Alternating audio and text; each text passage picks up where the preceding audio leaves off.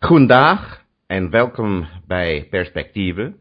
Ik hoop dat het goed met u gaat. And today we're going to be talking about the Netherlands with my friend Brecht, who, being a Dutchman, is, well, I guess you could say he's an expert on the Netherlands. In any event, I think we're going to be in for some interesting information, some dispelling some old myths about the Netherlands and learning about some new things you might not have known about previously. So, Brecht, dankjewel. Yeah, And you're welcome. yeah, and I mean, first thing usually hear about the Netherlands, and I know, for example, in German, people talk about the Netherlands. They literally just they call it Holland. Say Holland. They call a Dutch person Hollander. They say Dutch is Hollandish, but the reality is that Holland isn't the only I mean, it's just a province in the Netherlands. Can you tell us more about the provinces, maybe? It's not even a province. It's actually only part of half a province. People referring to the Netherlands as Holland is probably from way back when it was considered Holland, but it isn't. It's the Netherlands. We have two provinces that share, or formerly shared Holland, being North Holland and South Holland. And those are actually provinces, 2 out of 12. The other ones being Flevoland, Friesland, Gelderland, Drenthe, Groningen. Then there's in the south Limburg, North-Brabant, Overijssel, Utrecht, and then the seaside also in the south is Zeeland. These provinces, they make up essentially an administrative layer between what you would call a top layer of government, not necessarily federal government, because we're not we don't have a federal government, and so the local level. Where the whole Holland thing then stems from is just from 17th and 18th century. So it's a legacy of the past, sort of. Yeah, correct. And to be honest, when people do come to the Netherlands and they go, well, typically they'll go to Amsterdam, they are. As a matter of fact, they are in Holland, so when they say they're going to Holland, they're not incorrect. And not everybody corrects them in that, obviously, because that's typically not what we do. I mean, we can talk about the Dutch view of foreigners in a bit later, but what would you say are some of the primary differences between the different provinces? For example, Utrecht, Groningen, Limburg, all these different places. There must be regional differences. What are some of the outstanding differences? Absolutely. I think the biggest difference is actually just north and south. There's 3 provinces in the south, being Limburg, North-Brabant, and Zeeland, and even probably the first 2 are they have a much bigger difference as compared to all the other provinces. That in part is because of religion, as a matter of fact. The north is more Protestant, for as far as the Netherlands can be considered religious. And it's kind of like Germany. Germany, the south is more Catholic, the north is more Protestant. Yeah, correct. And it's the same way here. It does reflect a little bit in the lifestyle. In the south, the lifestyle is a little more, wouldn't call excessive, but it's a more laid-back pace. People take their time to do things.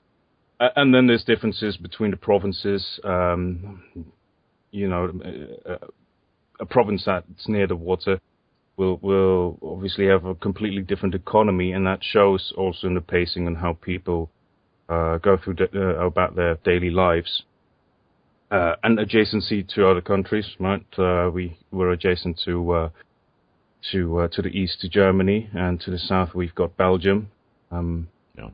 And I would imagine if you were to do an interview on the streets and ask, a set amount of people how they feel about, say, Germans, you'll have a completely different response somewhere near the German border than you would obviously have in the middle of the country or even all the way up north. Now, so obviously, given these differences, people probably, well, I know, they speak differently. Yes. I mean, this is the perennial problem every time I'm trying to improve my Dutch with my friend Brecht here. He's more the southerner, and I mean, it's my fault being the foreigner, but I usually just take my cues from the more northern pronunciation of stuff like, Yeah. Anyway, so maybe you tell us a little bit about just, in speaking, I guess it's safe to say that in the South, you guys are just speak Dutch in a much softer tone than in the North. Yeah, I mean, somewhere along the lines, we've all agreed that we have a standard way of speaking Dutch, which we call ABN, Algemeen Beschaafd Nederlands, which is generally civilized Dutch. But even then, if you speak that without any dialect, without necessarily any accents, you can still sort of pinpoint where somebody's from the pacing at which they speak, or, for instance, in the South, where we speak a little more mellowed out, the pronunciation of the G and the R is completely different. When I pronounce the R, I sound like a pirate, whereas somebody from a more northern province will sound much harsher in the pronunciation of the R. And even that changes. It's not like north and south divide. It's every couple of kilometers. If you were to just drive up in a straight line, you'd hear, it changes constantly. But so I mean, not every country, certainly the United States doesn't really have it. But I mean, certainly in Europe, most countries have a sort of standard. So let's just repeat this. Algemeen Beschaafd Nederlands is and that is sort of just really a guideline. And I guess in a similar sense to sort of like Hochdeutsch in Germany, where people's regional flavor or their regional origin affects the way they speak. So a Bavarian speaking High German is going to sound very different to a person from all the way in the north, or a person from Berlin, etc. I imagine that it would be, in fact, be the same thing when, a person from Groningen is speaking Algemeen Beschaafd Nederlands to a person, on the Belgian border, right? Yeah, if you were to take the two respective persons speaking ABN, you'd still hear a difference, and if you've lived in both parts, you can probably pinpoint where it's from. And together with that, other cultures from the outside obviously flavor your own usage of the language. So here in the South, we actually borrow quite a few German words, and the dialect is it. I speak fluent German as well, so I understand it, but sometimes just sounds like people speak German to me rather than speaking Dutch to me. Yeah, I mean, I certainly have noticed similarities between your variety and some German varieties I'm familiar with, whereas I don't tend not to hear that from people in the north. It really, even if you just learn a little bit of Dutch, it sounds just completely different. Although when I try to speak Dutch, I try to imitate a more northern variety just because it's kind of easier for me, I think. And like I said, to be fair, in certain provinces, you'll find that we borrow words from adjacent countries, and that might, cause some mistake. Plus, personally, I'm a huge fan of throat cancer, so that's why I joke. Dutch, that's throat cancer. For gentleness there. Kanker. Yeah, kanker lekker. So that's a little bit about the Netherlands, the provinces, and the differences. It's not just one giant country that's all the same. No, absolutely. But beyond that, you have a lot of political stuff going on there. I mean, what country doesn't? But the Netherlands has some pretty interesting political figures. One figure, in fact, I would say, received some international attention, more international attention than many others, and that is the esteemed gentleman Geert Wilders, with the most amazing slick back hair you've ever seen. That dashing haircut of his. So, Brecht, can you tell us a little bit more about, for people who don't know anything about the Netherlands, or Geert Wilders for that matter, who is Geert Wilders? Geert Wilders is a politician. He's the founder and leader of the Dutch Party for Freedom, or Partij voor de Vrijheid, PVV. Partij voor de Vrijheid. Oh, ik hou van de Partij voor de Vrijheid. Yeah, well, and there's some contention as to whether that's actually freedom that he is striving for. Well, we can talk about that too. Yeah, that's obviously what we're here to discuss. So I think most people will know him from his stance towards Islam, in that he's not a fan of Islam at all, and Well, especially then here in the Netherlands, being Moroccans and to some degree the Turks. He's his main contention, and he's a populist in this, is that Islam is bad, that he can objectively prove this through the Quran, through events in geopolitics. And yeah, if a foreigner were to hear of Geert Wilders in the news, then he's usually very, I think most people would call it abrasive or outright. Yeah, they use racist, although that's not the correct term. He discriminates. Yes, he does.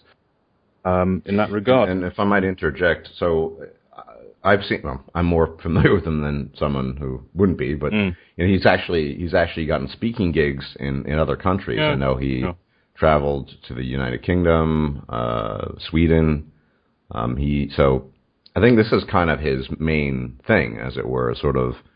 I don't like Islam. I'm quoting him, or something along those lines, right? Yes, I don't like Islam. Indeed, that's primarily he does. Again, he's a populist, and for his party, the things he does, he just incites. It's like fanning the flames of a huge fire to move in opposing directions of, what would have been discussed already on your channel or similars, as in the regressive left. He's counterbalancing this, although in the grand scheme of things, he might not be as far right as a lot of people make him out to be. Because yes, while his primary stance against Islam is well, let's call it, it's a huge point. All the other ones are actually sometimes quite left leaning.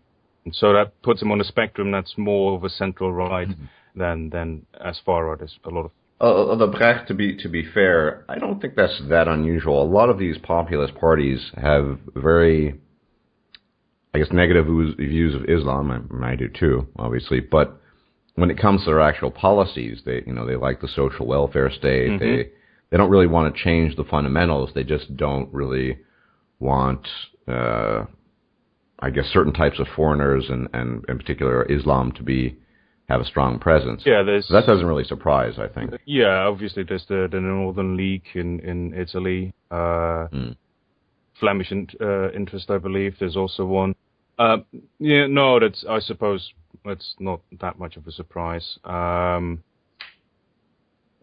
We've had personal discussions about this. Look, I agree. I'm not a huge fan of the religion either, but how do you approach this? Are you just going to be, and I'm not judging in this case as to whether he's abrasive or not, are you just going to go out there and say, you're wrong, we don't want you in our country, we don't want your religion, your customs, leave?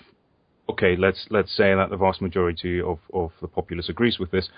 How do you enact that? How do you take in armed forces? Are you just going to rally up some soldiers and tanks and point the business ends of their rifles and barrels at those people? That is, I guess, ultimately, when all's said and done, and we should talk a little bit more about Geert Wilders and his reception, but the biggest question, it's the biggest problem. Yes. Islam is, you saw in my neighborhood, that giant ugly mosque when we were walking in the park. Mm-hmm. It's everywhere, and it's I don't really know a good answer to that question, but before we get off topic too much, what is, given that Geert Wilders doesn't like Islam, and what is his solution for Islam, at least in the context of the Netherlands? Look at it, his party's political point, the agenda he's trying to put forwards. They seem to consist of a whole host of smaller changes that then, as a grand total, will move Islam away from Western culture. So he wants to tax headscarves, or Islamic headscarves, obviously. Prohibition of the Quran. He wants to stop any further building, and he wants to close down all mosques. If you do this, you've already had a similar sort of problem with this, where a tea house was closed down, not necessarily because somebody wanted to spite Muslims, but because the tea house was located in a mall, and the mall wasn't bringing enough finances. The reaction to the closing down of this tea house was the local kids there, or teens, started setting alight cars and throwing in windows and all that. So yeah, you can say, look, let's tax headscarves. What's going to happen? I would wager if that happens, if he does all those small steps against Islam, he does them at once. There's going to be a huge backlash. It will still probably end up with, if the people of the Netherlands want this, some sort of armed response. Well, as you guys say, duidelijk. It probably, obviously, that's kind of that would. And I'm not taking any stance in this, as in trying to say what he's going to do will lead to this, and that's bad.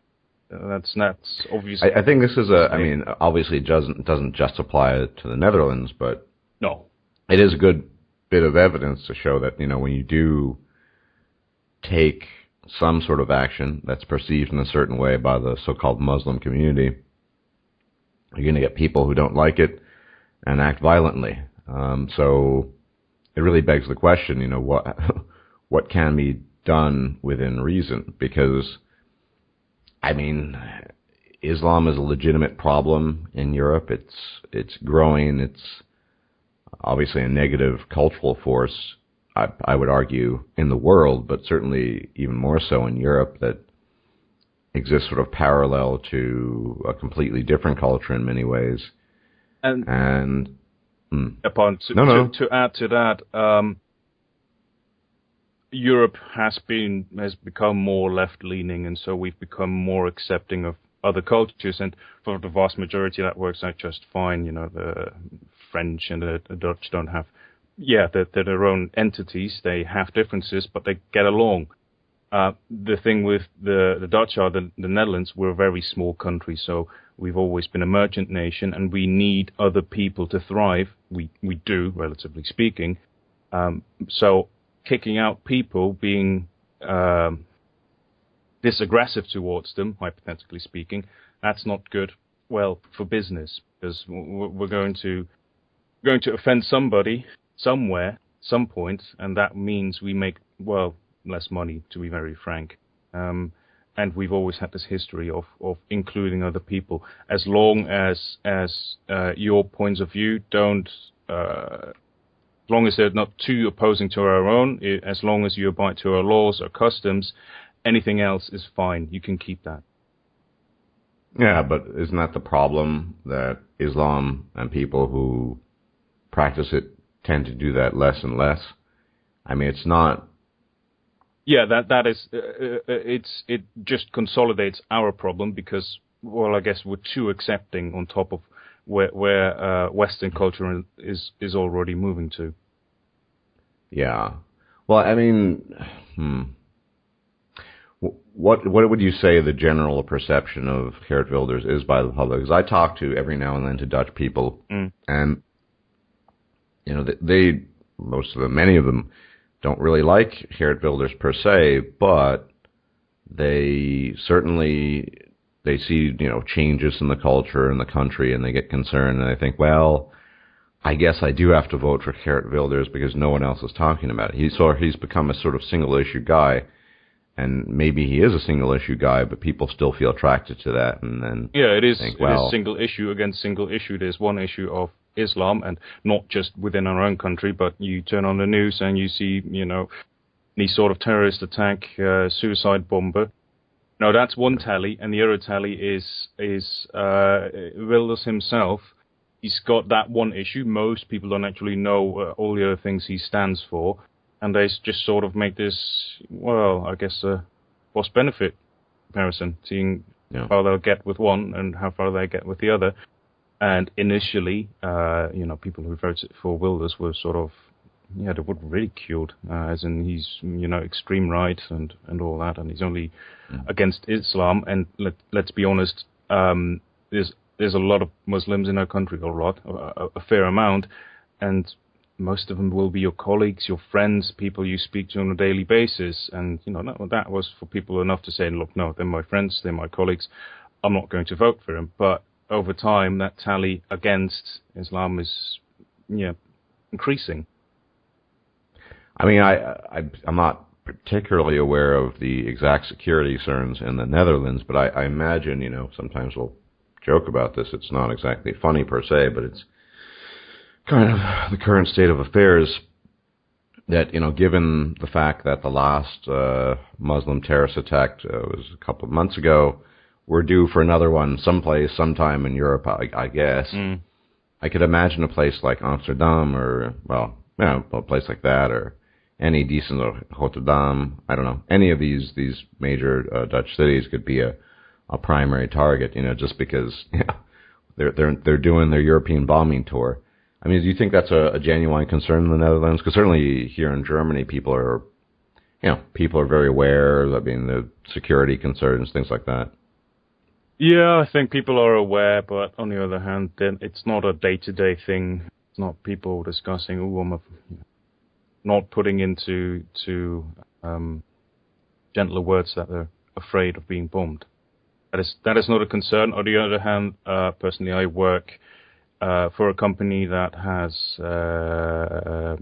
does some cardiovascular medical supplies, and we're very strict in our day-to-day business, who enters the building, and so in that regard, we also see more police on the roads, and not just normal police, not just normal officers on patrol, but Marechaussee, which is sort of military police.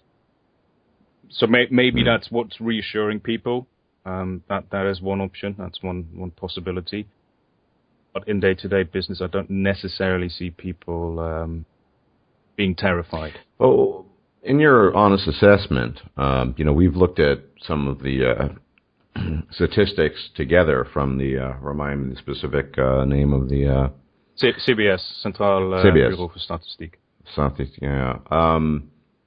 And it just, it's a bit eye-opening to see that there's certain populations within the Netherlands that are just overrepresented in crime compared to others. Above all, people who are North African, Moroccan. The other one, I believe, was it not Suriname? Yeah, I think. it was. Yeah. So an unwillingness to address that. I mean, these are minority populations within the Netherlands, and yet become majoritarily represented in certain of the more violent types of crime. To ignore that seems to be, to me at least, to be a bit foolish.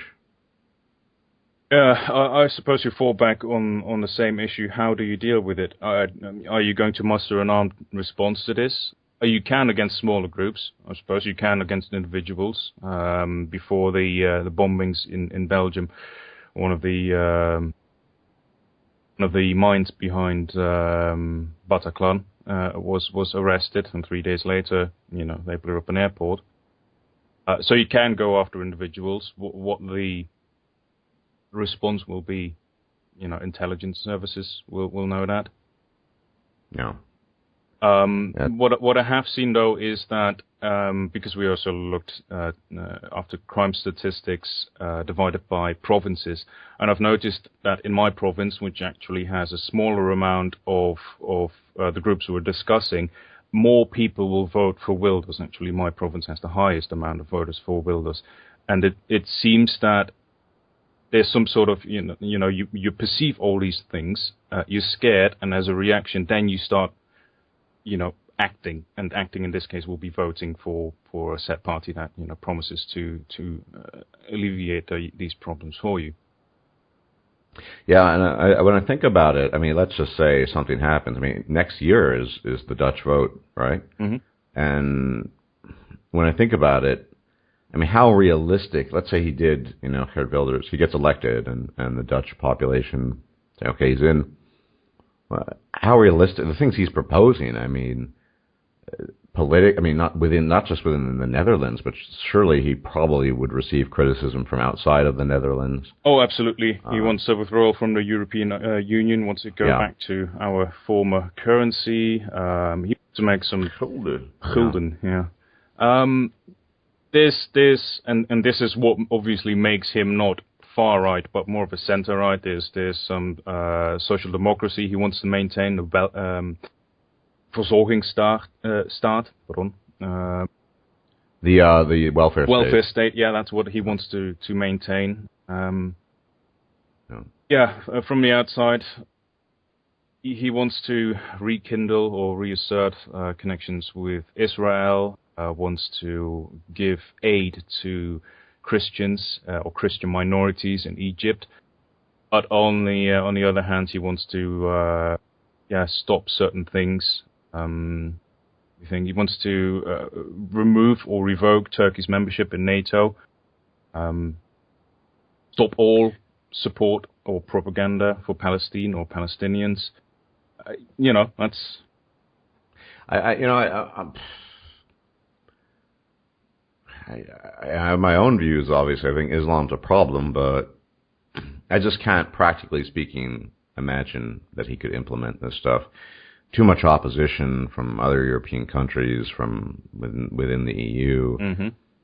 It all seems a bit like a pipe dream. But on the other hand, I think the Netherlands has a pretty big Muslim population. I think it's the third largest after France and the United Kingdom. Don't know exactly how much, but there's a fair amount. Yeah, it's pretty, you guys got a lot of Muslim people. I honestly don't know what the solution is. And I don't know, maybe if Geert Wilders were in power, maybe just Muslim people within the Netherlands just wouldn't want to be there anymore. Maybe, I don't know. I don't really know what the solution is, but I guess the real question is, has the Muslim presence really transformed the sort of the Dutch culture to so much that people are concerned? I remember Ayaan Hirsi Ali, when she was still a Dutch person, mm-hmm. sort of. That whole incident with Theo van Gogh. Yep. He was stabbed to death. Yeah. It was in 2004, I think. Correct. After doing that film, it was one incident, but clearly, whether you agree with the film or not, whatever, I think most people wouldn't support stabbing Theo van Gogh. I would hope so. No, absolutely not. I imagine there's a similar reaction to the Black Lives Matter ordeal, where people find they need to support them because of, slavery, right? Because our ancestors once went to Africa, once did this, such and so. As a reaction, they feel, I don't know, I guess white guilt. I'm not saying this is necessarily anything to do with white or just being Dutch, but be a certain degree of guilt. We, after the Second World War, brought over a lot of immigrants to help rebuild the country, and primarily from Indonesia, right? Although that has different reasons. Turkey a lot, and Morocco. The biggest problem in this was that at the start there were no clear rules, no clear as in, look, we're just looking to have you over here for X amount of years, and after that, it's just a work visa you're getting. None of this was made terrifically clear, and what happened was that, the first generations came in, they worked here, sent money back home, eventually moved the rest of the family over here. That was in itself fine. There was not a whole lot of conflict. And that eventually escalated because you remove people from one culture, you move them over without any sort of thorough assimilation progress. And you get you get a sort of a conflict, I suppose. Well, so would you say then it's accurate? Because in Germany there's definitely existence of these so-called parallel cultures, sort of in the bigger cities, like sort of like little Morocco or little whatever, where they have their own court system, they have everything that they need. Do you think that's a real? Do you think that's a real issue in the Netherlands to the same extent that it is in Germany? In Now, in today's age, I don't know. I frankly, in this regard, don't know because it's not something I've yet observed. That might be I imagine it would be more common in the bigger northern cities, because we've got the southern comfort going down here in the south. As long as you don't act too crazy, do normal, then all do normal. Yeah, as long as that's as long as you adhere to that, then it's fine. And we don't usually have any problems with outsiders at all. You referred to the Indonesians. The Indonesians were slated as being the best immigrants ever because they immigrated so seamlessly into our own culture. There were just no problems with it. And but then again, the Netherlands had a direct history with Indonesia that absolutely it didn't have with Morocco or Turkey. No, we did bad things over there. And the seamless integration of the Indonesians is in part because we brought Dutch culture over there. They were already accustomed to it in part. So when they came over here, and I've looked at some documentaries, and I don't know how far the propaganda in those goes, but it seemed that they were relatively well taken care of. That they were looked after, and as a favor to us, I suppose they integrated well. And I've never heard of Indonesians causing any problems whatsoever. Several friends of family, and so never nothing. Yeah. But I mean that's a fairly unique set of circumstances, given the fact that there was that colonial history and sort of that for a while. That's just sort of lacking in introducing people from Turkey or Morocco. Yeah, referring to your earlier question as to these sort of parallel groups or parallel usages within those groups, as to whether I see them, I couldn't tell you, and it might be because I live more in the south, and because we typically slightly a bit different in this, in that we will happily also accept you like the rest of the country would, but don't stray too far off a given path. Do normal. I mean, that's interesting, but kind of talking sort of a cultural thing in. It's because we're Catholics. In the Netherlands. It's because you have what? It's because we're Catholics down here. Perhaps. So, I mean, we're talking about like do normal. That's kind of a standard Dutch phrase. Mm-hmm. They sort of act normally. I guess that's kind of a reflection in my observation of. I mean, people talk about Germans being conformists, and they are, but I guess Dutch people are very conformist too in their attitudes, I would imagine. Yeah, as a matter of fact, it's not just do normal. That's one. Do normal. I have to think what the other one was. Do normal, don't do your gek genoeg, or in other words, just act normal because it's crazy enough as it is. We're very conformist, and we have to a degree. It's a very small country, so we have, not a lot of space. Shows actually in part of the way we build, at least in everything that's below the sea level, because you see that these buildings are very narrow, and they work upwards rather than sideways or back and forth. We have just a very small patch of land, and we have to get along. No real other option. If we want to be able to strive and thrive forwards, then there's no other option than to do that. Well, which makes the issue of Islam and integration, or the lack thereof, even more important. I would think, just because it is a small country, it's incredibly overpopulated. Amount of people in relation to the landmass, and I think even more so than in bigger countries like France or Germany, potentially there might be some bigger problems down the line because of that. But speaking of the culture, drugs, I think a lot of people, when you're a foreigner, I mean, I'm not going to lie, the first time I ever went to the Netherlands, I believe I was 19. I went to a coffee shop. I got stoned out of my mind. It was the first and only time I visited a prostitute in my life. It was a horrible experience, to be honest. wasn't really the best. And every time afterwards I've been to, I'm honestly, I haven't, I mean, I can kind of get by in Dutch, but I just don't, I haven't really spent much time outside of, Amsterdam. Last time I was there was my ex-wife, and it was kind of much the same, It was just kind of fucking smoking pot and whatever.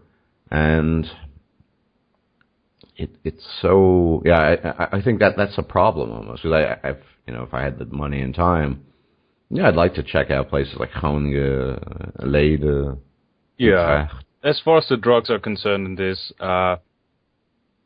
pick your poison. So law is strange in this regard, and it's only for soft drugs, so weed. It's illegal, but it's condoned, and within those rules of it being condoned, there's actually things you can and cannot do. So you can grow some for your own. You can actually grow the plants and consume it. You're allowed to have a very small amount in the house. There's coffee shops. No, they don't sell coffee. They sell, obviously, the weed. Nobody knows. I'm not saying nobody knows. There's probably a criminal circuit behind this. But nobody really knows how they get their produce. But it's perfectly fine to buy it there and smoke it. I know people who, rather than drinking a glass of wine, they just they light one up, and that's that. And we remove a lot of stigma in high school. There's a class that it's sort of devoted to getting you started in life. Small things like how do you do your laundry, how do you fill in your taxes, and part of that is also being informed about drugs, soft drugs, hard drugs, what the effects are. So at least have some idea that if you're at a party, somebody offers you something, that you know what the hell is going to happen to you. But no, unless we not saying we don't judge. I suppose individuals always judge, but it's not something. It's really, we think twice. My impression that Dutch people themselves don't really partake too much of a quote unquote drug culture. Every time I've been to Amsterdam,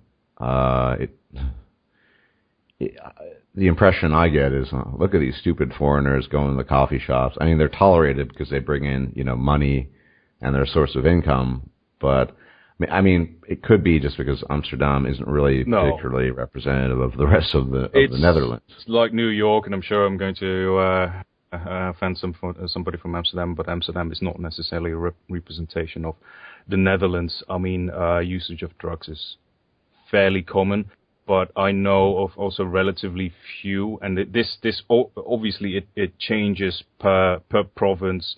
Per region within the province where you live, but most people I know or interact with, they've used it for situations like at a festival or a party, and they include hard drugs, but that's then a one-time thing, or once every 3 months or once half a year or something, and don't really think about it. I happen to live fairly close to the border with both Germany and Belgium, and we do have drug violence, or at least drug crime here, and that has obviously to do with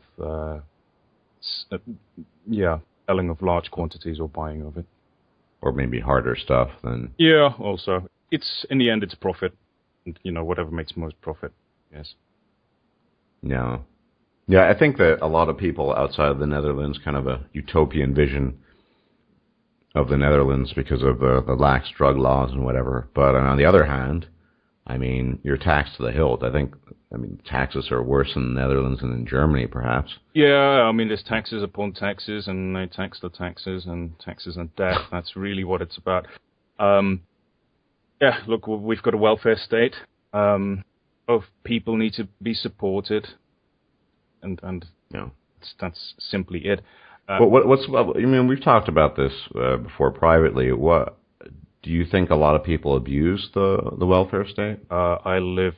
I keep saying I live. Yeah, I do live in the part where I'm not saying abuse, but per head, we the top layer of government has to invest most money in sort of benefits compared to the rest of the country.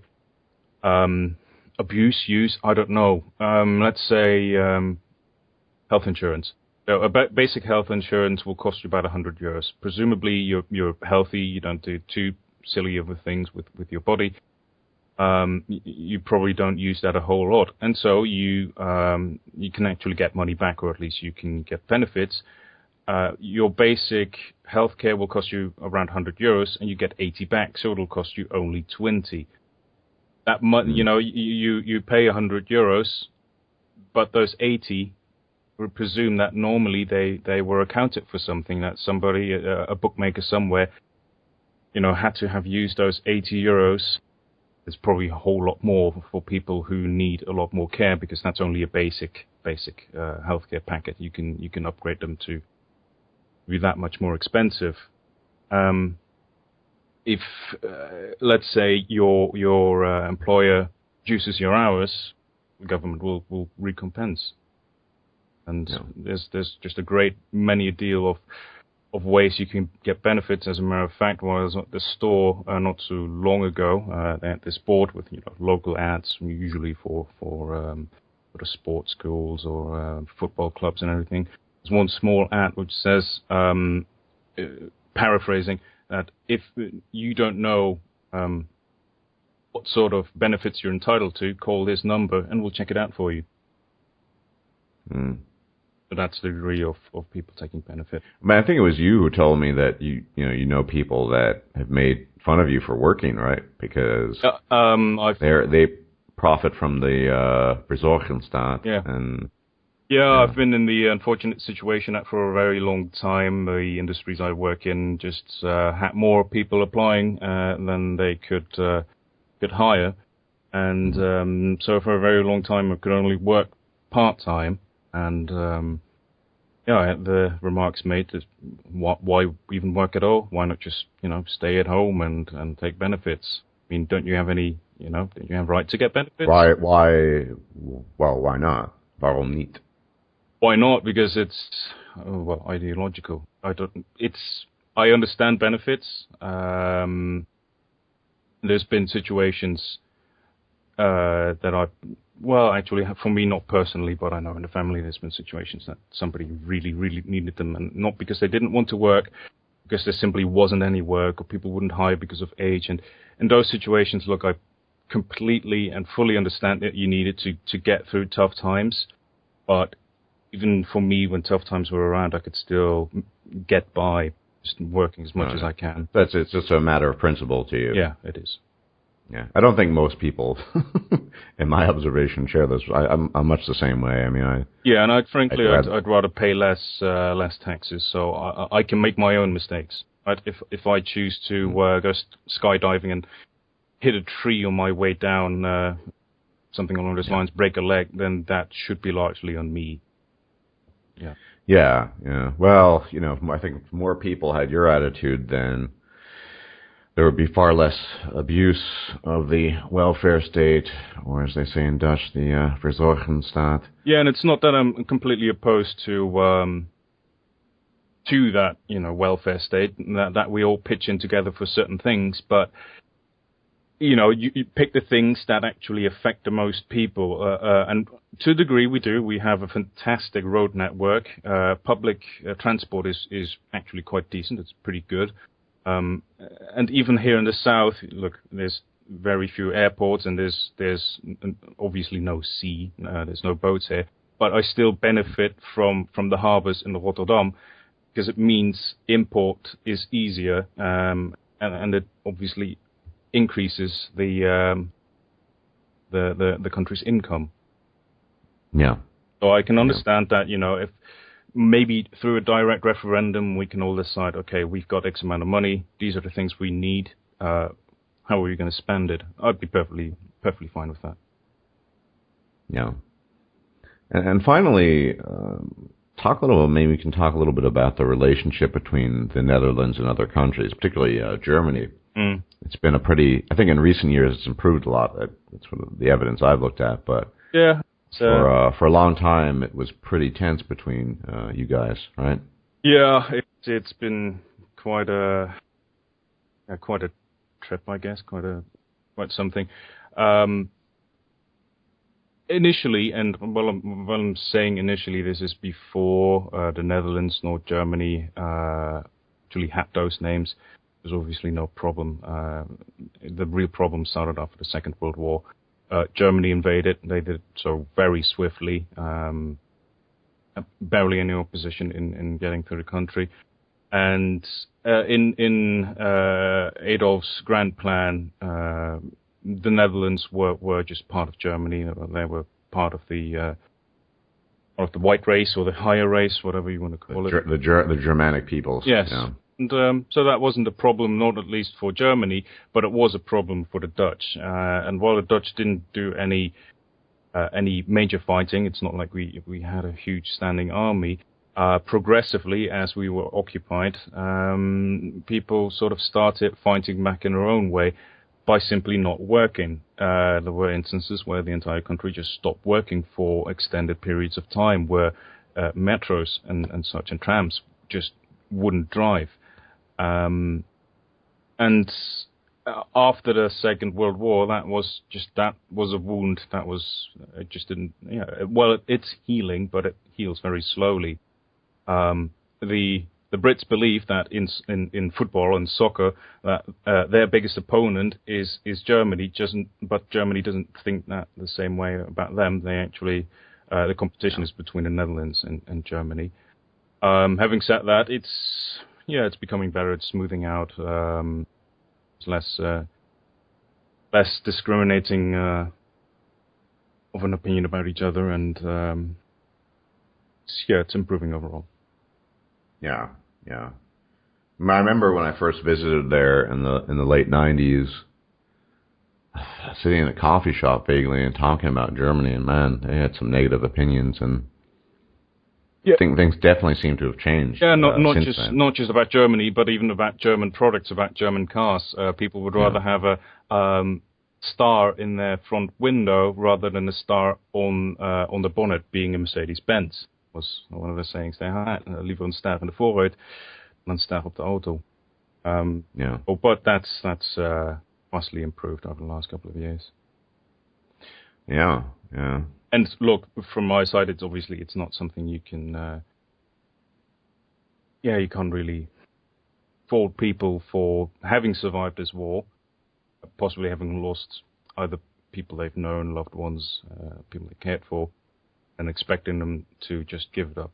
But I mean it's understandable, but I mean I guess this kind of just goes hand in hand with when is Germany going to be allowed to just sort of not forget, but just sort of move on? It kind of falls into that broader category, I guess. I think they've largely been very graceful in this regard. They've even Germans that come here across the border to shop in IKEA and all that. They're all very polite. Whatever shit they get thrown at them, just sort of shrug it off and go on their own way. Going their own way. Germans going their own way in the Netherlands. I mean, you need to trademark that one. Well, I think that's been a pretty good overview of what's going on in the Netherlands. First, want to thank you, Brecht, for being here and talking about the Netherlands and letting us know a little bit more about the Dutch. Well, more than you would otherwise find out if you just went there as a drug tourist, essentially. Something I've done a number of times in the past, though increasingly, I think over the last few years, I've become more and more interested in the general culture and attitudes and what have you. I guess we can't really end this conversation without talking about drumroll. Hagelslag. Hagelslag. What is Hagelslag, and why should we care about it? Well, you should care about it because it's tasty. What is Hagelslag? It's something that we put on our sandwiches. It's essentially shaves or flakes of chocolate.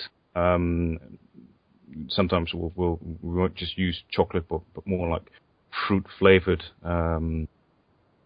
icing. And so you get your sandwich. You put a thin layer of butter on there, and then you sprinkle over these chocolate flakes. If you haven't tried it, it sounds like sprinkles. Yeah, sprinkles. I mean, if you're going to come to the country for the drugs, skip the drugs, go for the hagelslag. Definitely better, no hangover. Ja, het leven de hagelslag. Yeah, okay, well thank you very much once again for joining us. Everyone, if you enjoyed this, please like the video as usual, and there'll be more to come in perspectives, but perhaps if there's some ground event in the Netherlands, we can get Brecht on here again to talk about it. Yeah, absolutely. I'm more than happy to inform you of our hagelslag politics.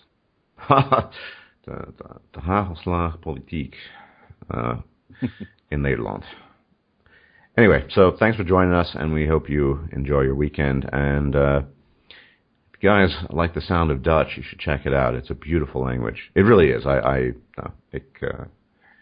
really like Dutch. So anyway, enjoy and take care. Bedankt en tot ziens. Right. Dankjewel.